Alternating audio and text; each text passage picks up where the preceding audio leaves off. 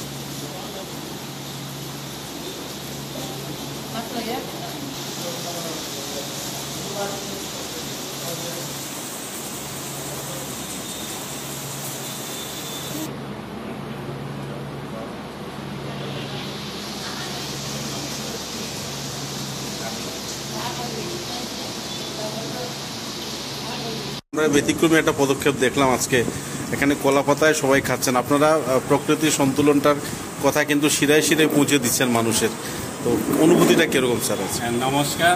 Actually আমাদের এই পূজা বিশ্বকর্মা পূজা আমরা প্রত্যেক বছরই Assam pollution control board regional office শিলচরের উদ্যোগে আমরা করে থাকি। আর আমাদের মেইন উদ্দেশ্যটা হলো যে পরিবেশ বান্ধব অনুষ্ঠান। পরিবেশ বান্ধব অনুষ্ঠান বলতে শুধু যে বিশ্বকর্মা পূজা কিংবা দুর্গা পূজা তা না, যে কোনো অনুষ্ঠানেই যদি আমরা চেষ্টা করি যে পরিবেশ বান্ধব অনুষ্ঠান পরিচালনা। তার একটা উদাহরণস্বরূপ আমি আজকে গত বছর থেকে শুরু করেছি যে কলা পাতা কিংবা শাল পাতা, তো আমি জেনারেলি কলা পাতা নিয়ে আসি প্রসাদ খাওয়ার জন্য, কিংবা এই গ্লাস যেটা বায়োডিগ্রেডেবল গ্লাস এইগুলা ব্যবহার করি, যাতে আমাদের ওইগুলা দেখে অন্য জনসাধারণরা অনুপ্রাণিত হয়ে আরও সবাই এইসব জিনিস ব্যবহার করে। তখন গিয়ে আমাদের কি হবে, পরিবেশ বান্ধব একটা সমাজ আমরা গড়ে তুলতে পারবো। ওটাই আমাদের মেইন থাকে।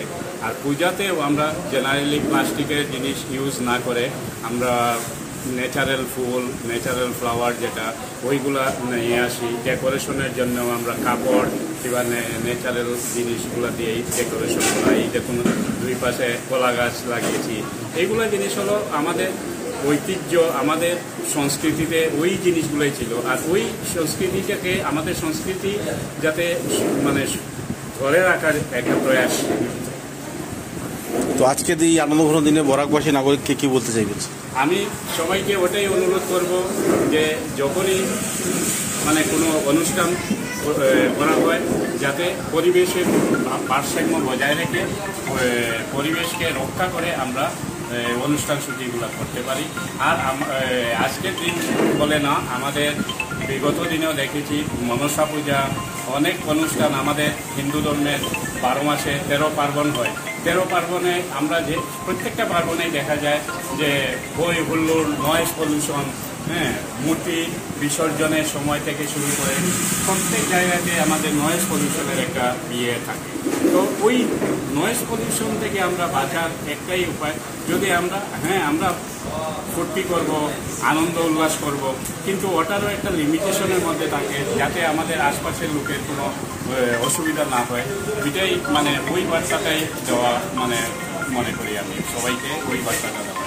আজকে আমরাও পূজা করেছি, বিশ্বকর্মা পূজা করেছি আসাম পলিউশন কন্ট্রোল বোর্ডের রিজনাল অফিস থেকে। এই অফিসে পূজা করতে গিয়ে আমরাও সাউন্ড সিস্টেম বাজিয়েছি, কিন্তু within the limit sound system বাজিয়েছি।